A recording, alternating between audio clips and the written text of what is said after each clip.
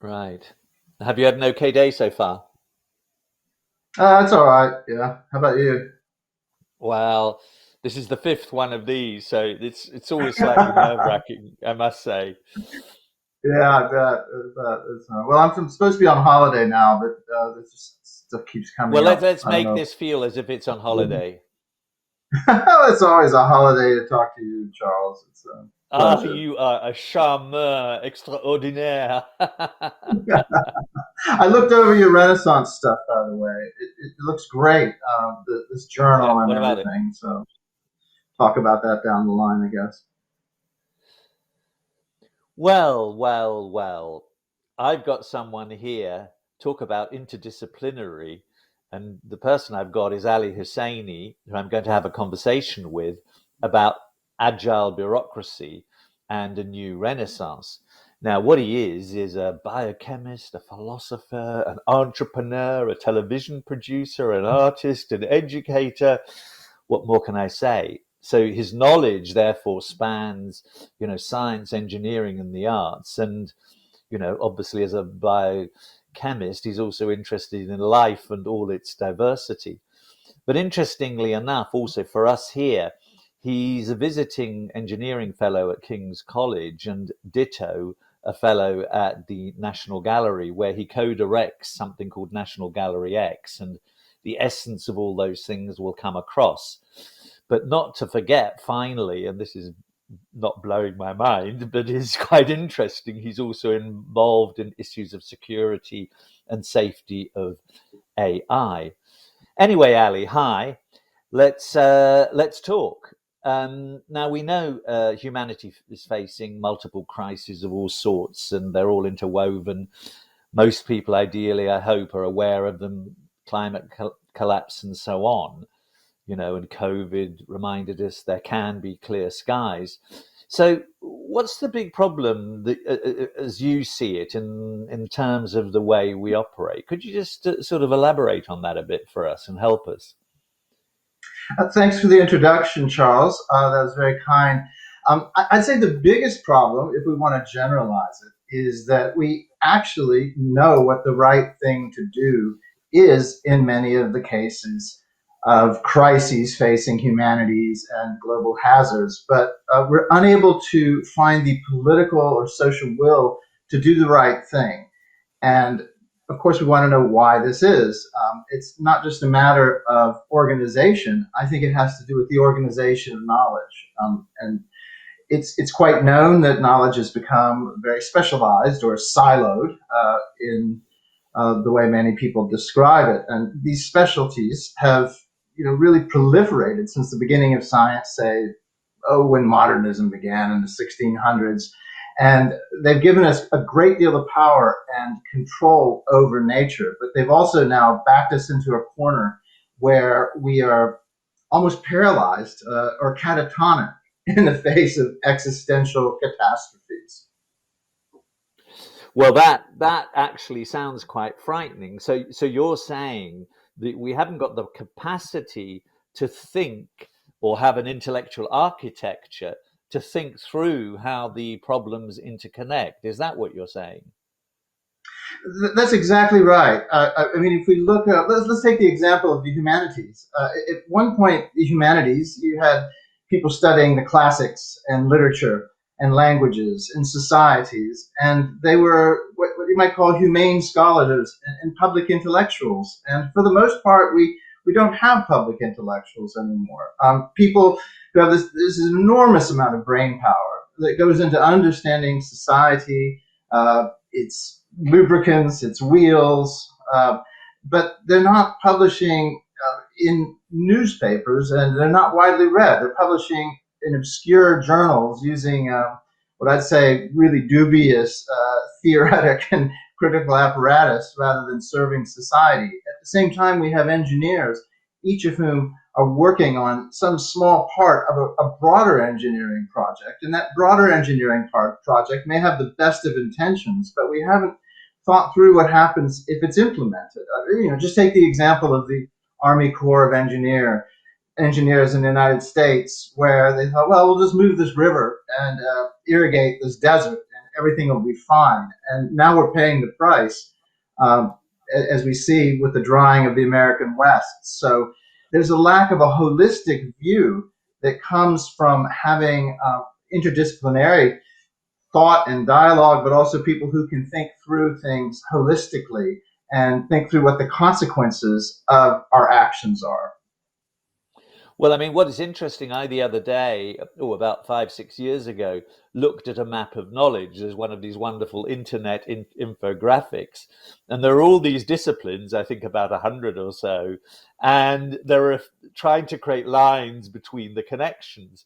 And there were the blobs, which was the engineering blob, the, fundamental science blob, uh, then humanities was divided up, and down the bottom was a bit of culture, and then there was technology and so on.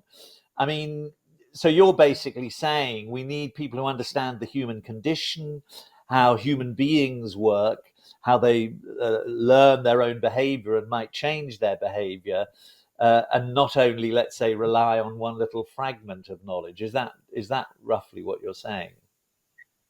That's absolutely right. I mean, we need to apply that basic understanding of the human condition, which is always going to be the boundary case of knowledge, and use it in the design of these engineered systems, which are coming to dominate the planet and human life. Engineers can't anticipate everything, and of course, most of the knowledge we have is beyond the capacity of an individual to understand it. So. That said, we have to challenge ourselves to at least create a cohort of people who are cross trained, who are adept in the arts, and who are adept in the sciences and the engineering, who can, on the one hand, explain things to the public, but also explain things in a credible way, and with the credibility that comes with proper training and degrees, so that we can start to understand the limits of our interventions and also start to think about and regulate the consequences of some of our scientific and technological initiatives. Well, what I find quite interesting, that because this is partly a superhuman being you're talking about there because of the knowledge domains we have. So let me just check with you. Do you mean that, let's say, there's someone who understands the essence of many disciplines without necessarily being able to deep dive into the real nitty gritty and depth of something, so that you would understand the essence of what accountancy and finance is about, economics, you would understand the essence of what biological systems are like, etc., etc. Is it more that way of being this interdisciplinary person, since, it's going to be incredibly difficult to go into depth everywhere? Well, I think that obviously it's ideal if people at least understand the essence of what they're doing, and this is surely what we want with the people who are, actually in policy. They should understand the essence of engineering, accountancy, economics, telecommunications. But actually, I think we do need to challenge some people to go deeply into it, and it's hard. 400 or 500 years ago, when you had Renaissance men, Renaissance people, we'd want to call them now, it was possible to pretty much have a comprehension of the sciences and the humanities and theology and all the other motivations, and be a good painter or a theater designer Yeah, or playwright at the same time. But we absolutely need to challenge some people now. I think part of the problem we have isn't the human capacity to do it, although it surely would be a pretty narrow group of people who would take this on. There's not a lot of respect for polymaths and autodidacts, and that yeah. that really needs to change. I mean, you can't just get multiple PhDs, but what we do need, and I think everybody needs this, is a lifelong commitment to learning, and through that lifelong commitment to learning, along with a new respect for the polymath, or even the autodidact, somebody who's taken it upon themselves to learn a new discipline on top of the ones that they've already been trained on, then we could start to see some movement in the right direction in terms of having a more holistic understanding that gets translated into better advice and more holistic policies. Because we are talking about bureaucracy here, not the organization of science and knowledge. So I am very aware that everything that I'm talking about in terms of this academics and training is to inform good policy and good governance. Uh-huh. But I mean, the word that's sort of slipping into my mind as you talk is that a number of us, i.e., all of us, need to have more humility about what we know and what we therefore can affect, because that raises this question of understanding of our own limitations. I don't know, is there a connection between what you're saying, humility and limitations? I think there's absolutely a connection between humility and limitations, and this comes from expanding one's knowledge base. I've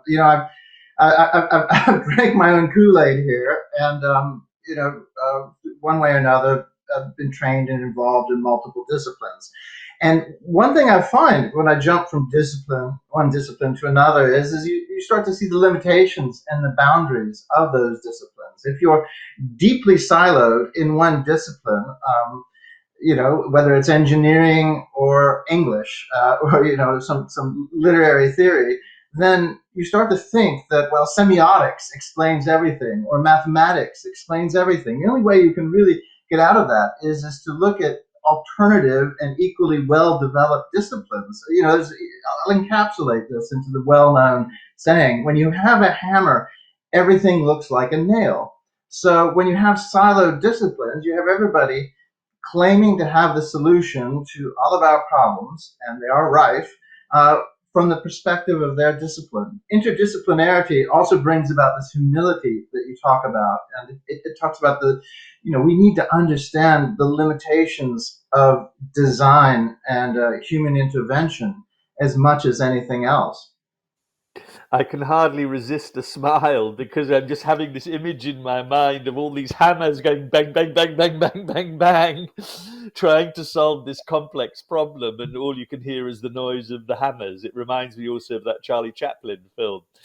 But so essentially, what you're saying is that, in a sense, blocking yourself, bounding yourself into various silos is stopping us seeing the world from a 360-degree perspective.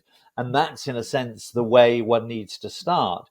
But a question here: given that we're then breaking the silos and all that, are there new forms of knowledge that become more important than others? So I'm just thinking about the capacity to communicate, or that other forms would need to be much stronger and given more, I suppose, if you want to use the word status. Would you say that's true?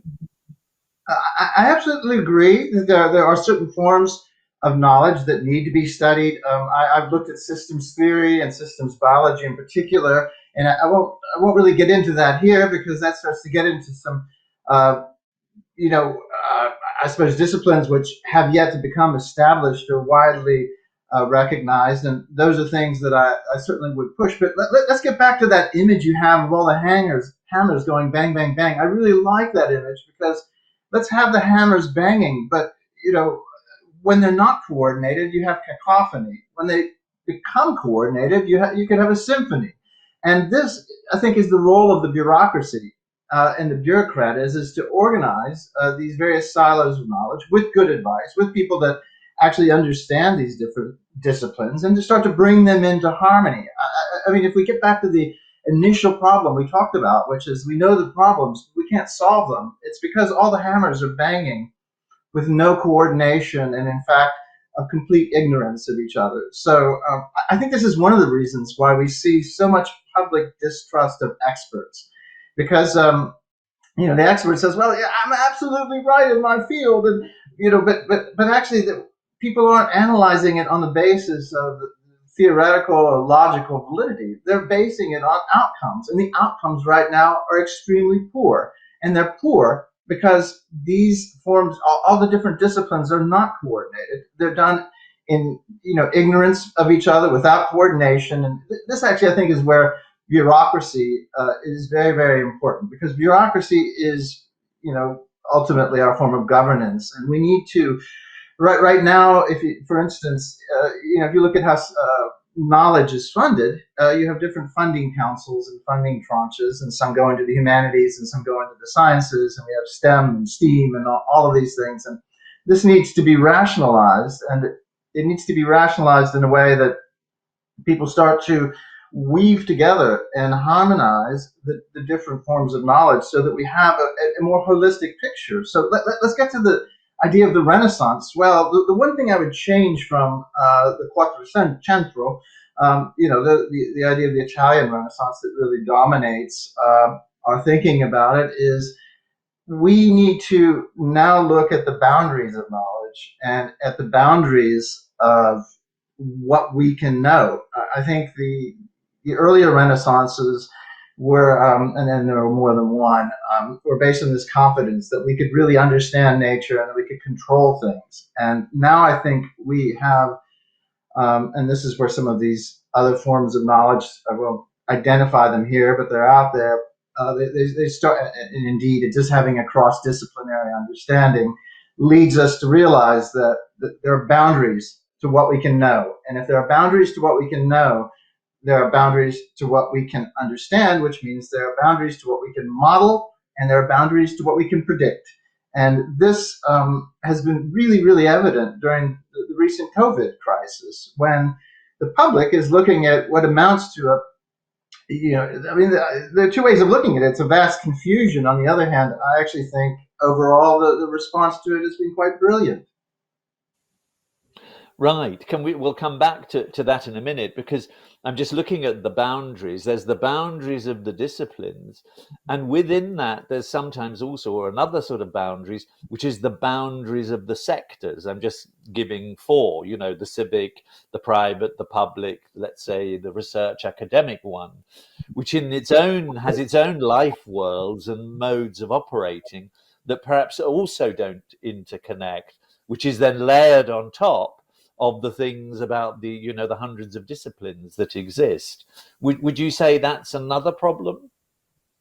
I think it's the root of the problem, and I wouldn't actually eliminate it. But if we look at specialisms and specialities, then and if we look at the way that funding is granted, that promotions are made, that people receive honors, that they advance in their field, it's all based on increasingly narrow forms of knowledge. And this is quite powerful, but it's also quite dangerous from the perspective of policy, because of the hammer principle that we mentioned earlier. And I think we see it in the overconfidence of many statements coming out of various pundits in any discipline you want to name. And I think the public consequence of this has been a distrust of expertise. And if the experts approached their pronouncements with more humility, and also a sense of what the boundaries of their predictions or pronouncements are, then we could start to build more public trust. And ultimately, we academics, policymakers, bureaucrats are accountable to the public. They're paying for us, and we are providing them with a service. And the outputs need to be strong, and they also need to be informed of the limitations of expertise. And you just don't see this. I think it's critical that we start to make pronouncements with not a false humility, but with a real sense of what the boundaries of our models are, and the boundaries of our predictions, and the boundaries of planning. So that raises a series of issues, because I think what you're saying is people have a mental model in their mind of how things work. So you might say certain types of people, and I'm stereotyping here, you might say engineers think that the metaphor for how life works is a machine, and therefore the consequence is mechanical solutions, which may be the opposite of someone who comes from biology, who looks at things from a more organic approach and sees the way things are inextricably interwoven and connect, and predictions are emergent rather than linear, and so on. Would you say that that's true? I think that's absolutely right. People tend to, an engineer, everything might be physical and mechanical principles. To somebody in the humanities, they might think everything is science, and semiotics or linguistics, and you end up with very, very different models of social outcomes if you're coming from those perspectives. But I'd say one form of science that we really need to understand is an emergent form of biology that comes out of systems theory, which says that, well, there are certain phenomena that are evolutionary. And by evolution, we mean there are entities out there that are changing the environment. And when you change the environment, you change the space of a prediction. So I'll get a little academic here and say that, well, in physics, everything's in a phase space. So the reason that ballistics works so well is because every possible position a projectile can take as it emanates from a cannon or the barrel of a gun, and knowing the velocity and the friction, et cetera, you can say this is where it's going to land. When you're dealing with biological phenomena, we need to understand that this isn't the case, because our competitors or the cooperative organisms that live with us and sustain us are both evolving. Thus, they're changing what we call the vector space all the time. And we've seen this with COVID. We come up with a way to eliminate COVID, but COVID is evolving. It's changing the vector space. It's changing the space of prediction, which means that we're not going to get any comfort from our models, because the model is rendered defunct almost on a daily basis in an unpredictable way, in an unpredictable place. And I think the public needs to be told this, and then they'd probably trust experts more if we were less hieratic. And we're not a priesthood. We're not. We can sit here and say, well, this is the best we know, and here's why, and here are the options. That way, I think we could start to rebuild the trust between experts and the population, rather than have the schism, which I think is actually part of the reason why we can't do the right thing. We're so fragmented now, and everybody has their own form of expertise and their own opinion, that we're unable to talk across the different disciplines. All of our models actually are inadequate. So we don't have an adequate or ultimate theory of everything. Each of us has our own little theory that explains some, but not all of it. Yeah, I mean, I think that raises the issue just briefly about evidence, in a sense, because the forms of evidence we need to be much more varied, I think is what you're saying. I think also what I'm hearing is that you're saying here something about public administrations, public institutions need to be somehow both proactive, in the sense future looking, but also reactive at the same time, because of how you describe the responses, the multiple responses across the world that have got us somewhere near trying to handle COVID. Is that right? That proactive, reactive point you're making? That's absolutely right. The governments have gotten a lot of criticism for how they have handled COVID, and individual governments, some more than others. I mean, you have everything from complete denialism to rigid lockdowns. And in fact, although I have my problem with the denialists, they may well have been right. We're dealing with an evolutionary phenomenon. So actually, the fragmentation of responses that we've had worldwide, to me, is the right thing, because we actually don't know what's going to work. And so the bureaucracies of the world have engaged in a vast set of experiments, and we're learning from each other. I don't think you could have completely prepared for this. People say we were unprepared, but it could have been a completely different sort of pandemic, in which case the preparations would have been very expensive and inadequate. So this gets down to public accountability, and I do think that we need to move. I don't want to by any means get rid of planning and preparation, but teamwork. Actually, teamwork is an important part of and reactivity. So you need to have good teams that can react very quickly to situations on the ground. That should be another form of accountability. we're not going to be able to plan our way out of this. We're not going to be able to plan our way out of the ecological disaster. We have to react to what's going on using the best information possible, and we also have to be quite aware of the limitations of that. So I would say the relationship between, say, government and the public, and bureaucracy's relationship to itself needs to change and become more about reactive and operational, maintaining operations in what you might call the fog of war. The military is quite aware that one of the first casualties of war is not just the truth, but whatever plan you had for executing it. Yeah. So, final question. You use a phrase which I think is a lovely phrase, which was, in a sense, the public institutions and so on should be regulators of integrity. Just as we sort of wind up, just say a couple of words about that.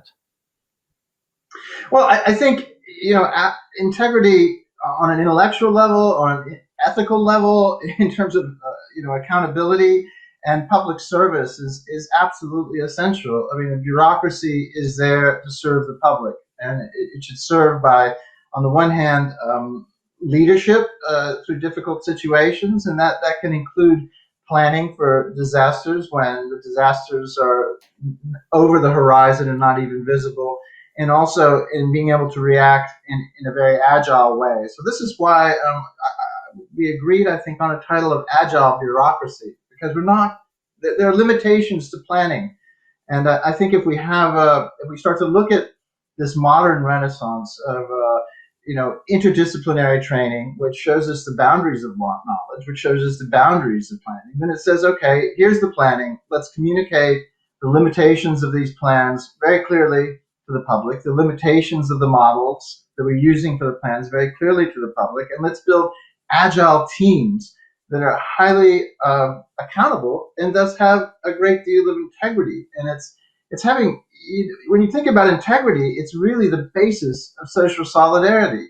And right now, we have a breakdown of solidarity within societies, within localities, all the way up to the international community. If we're going to survive this, we need integrity in every sense of the word, including a kind of coherence and intellectual and political honesty. Well, that's great. I mean, this also reminds me of that whole notion that's coming across increasingly about humble government, which actually doesn't know exactly what's going to happen and how, but is always setting up things in a way that it's sort of like a learning loop, that one's learning as one's doing. So, Ali, great talking to you. And where next, we'll find out in this emergent world. So thank you very much for everything. See you soon. Thanks very much, Charles. It's a really stimulating conversation. Thank you.